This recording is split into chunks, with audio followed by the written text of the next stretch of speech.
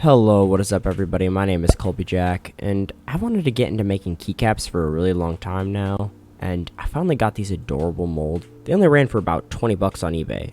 I'm really excited to use them, so yeah, let's make some keycaps. I'm not 100% sure what style this mold is in, but I know it fits my keyboard, so that's kind of dope. It comes with every single key that you can think of, because depending on what layer of the keys you have, they're different shapes and whatnot. I don't know how it works, but it's kind of cool. So I'll be making a Windows key and an escape key today. And the mold set also came with these adorable paw print keys. I'm not going to use them today, but they're still pretty dope, and I don't know, I could probably find something to do with them in the future. So here's my keyboard right now. Looks pretty boring as you can see, so let's see what we can do to change that up. This was a keycap I made just before this project. It was okay, but I mean, I don't know. I had some new ideas that I wanted to try. So for materials, we need resin, and I use Amazing Clearcast. It was okay, but I'll get into why it wasn't the best later on. We're also going to need a cup to mix the resin in and something to mix it up with. I think resin dye is also pretty important. I just used the only thing they had at Hobby Lobby, so it worked though. During the same trip, I also picked up this stuff. It's supposed to be used in jewelry, but it made the keycaps look pretty cool, so highly recommend them. The first step was figuring out how to get those little stars out of the container, and I couldn't pull it out with my fingers, so I just used a pair of pliers. You do what you gotta do. Using a pair of tweezers, I took these stars and put them into the molds I got on eBay for like 15 bucks. They were super awesome. There were a couple issues, but I'll explain those later. I started off by gently putting these orange stars in.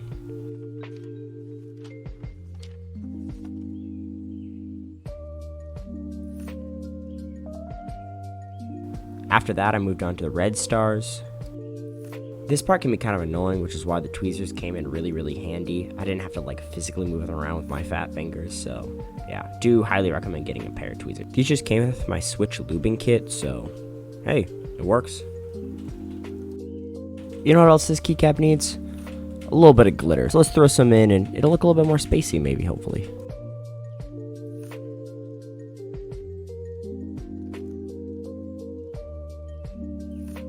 We're going to throw this off to the side and let's start working with our resin.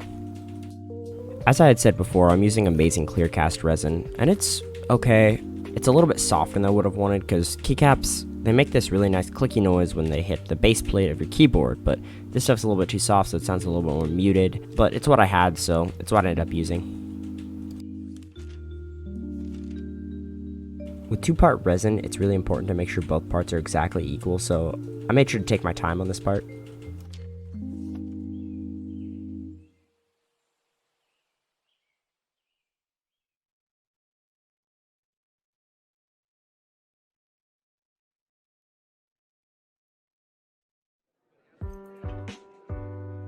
I started with the resin extra gentle to make sure that I didn't put any air bubbles in it, and then I was ready to put the dye in it.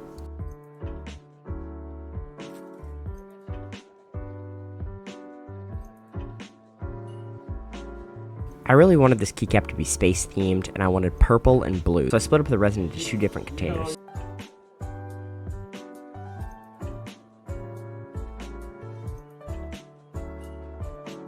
I added a lot of dye into my blue, but my purple I don't think I put enough. It ended up looking pink at the end. It was still cool, but I don't know. If I could do this again, I'd add more dye. And after a little bit of editing magic, all the resin was fully mixed. Now the stems are probably the most important part of the casting process, as there can be a lot of air bubbles in it and it'll mess up the whole stem and they won't work. So take your time and they'll turn out looking good. This is when the syringe came in really handy, because I could start by pushing the resin into one of the corners and then it would slowly fill it around and then push all the air up to the top. Sadly, this didn't fully work my first couple times and I had to shake all the bubbles out and then pop them, but you know, you do what you gotta do.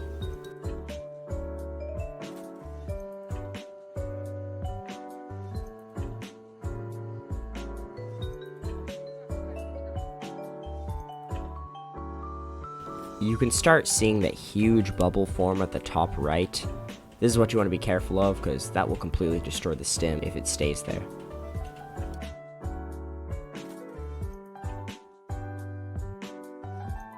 Now you just slowly fill in your resin and see how it turns out.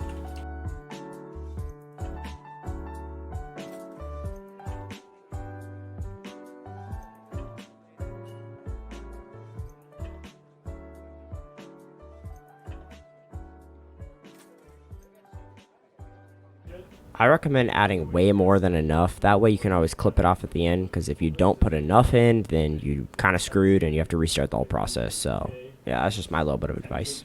Next, I just swirled it up to give that galaxy effect, and we're done with the resin.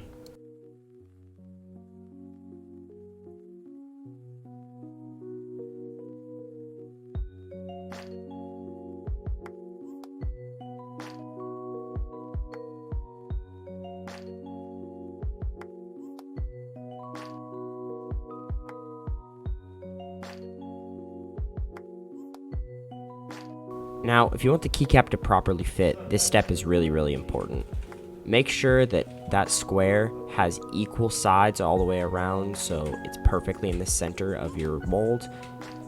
Otherwise, they might not fit in with your other caps and push up against them and create a lot of friction, and that's just bad.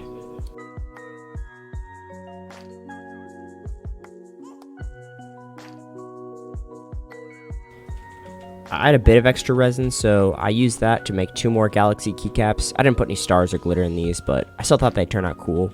My dumbass filled in the wrong stem for one of them, so I guess I'll just have one weird keycap that just doesn't have any top.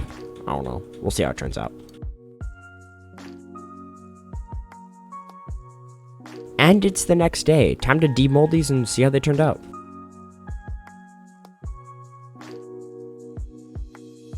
This one's just gonna be like a stem cover, but it'll still look pretty cool, I hope. Also, don't judge my form. I had to demold these with one hand, and it was actually kind of difficult, so just don't judge me.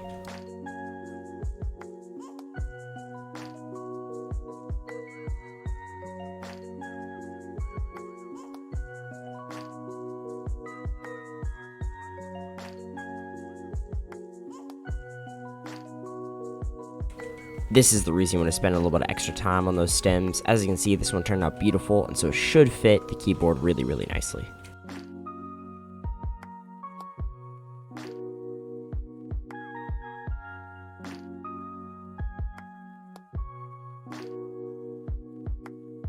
After all this time trying to demold with one hand, I ended up just giving up. And here they are. I think they turned out pretty nice.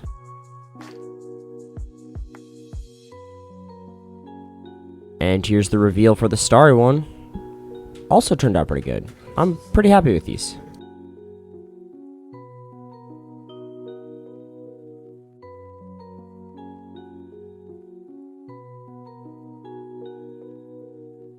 This one had a couple bubbles in it. It still looks okay, but something to work on in the future. Using this adorable little knife and a little bit of editing magic, the keycap is done.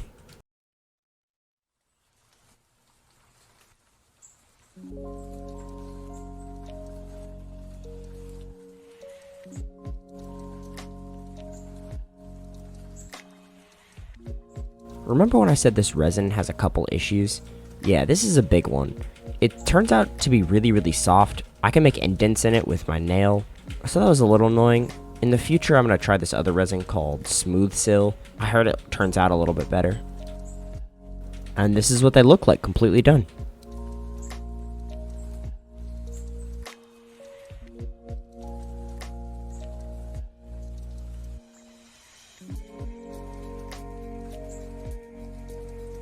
So yeah, they're really rubbery, but here's a sound test anyway.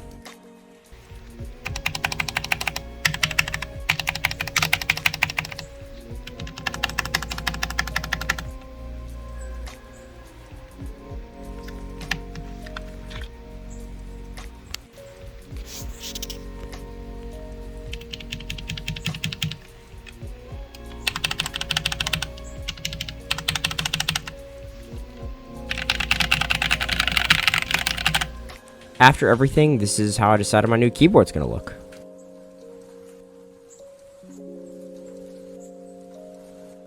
So here it is the next day, and I got some good news.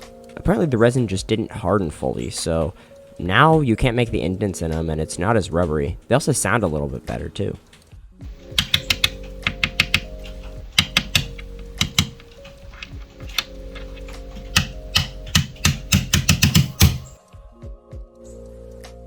The stems are still a little loose, but other than that, it fits a lot better. Remember that issue with the mold I was talking about earlier? Yeah, here you can see a big example of it. The keycaps actually hit the base plate of this keyboard, but the casted ones don't because the indented part doesn't go that deep. So that's a little annoying, but I don't know, I could probably make my own mold. Maybe that could be a video in the future.